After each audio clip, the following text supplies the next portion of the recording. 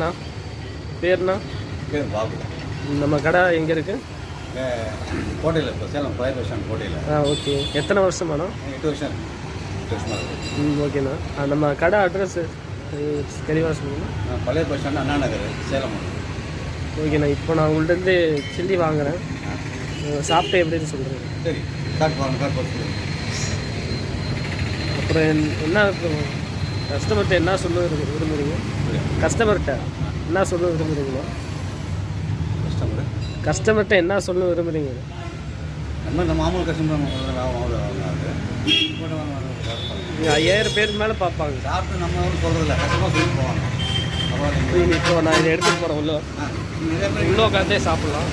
சாப்பிட்றது கூட இடம் இருக்குது. உள்ள வரணுமா? ஆ.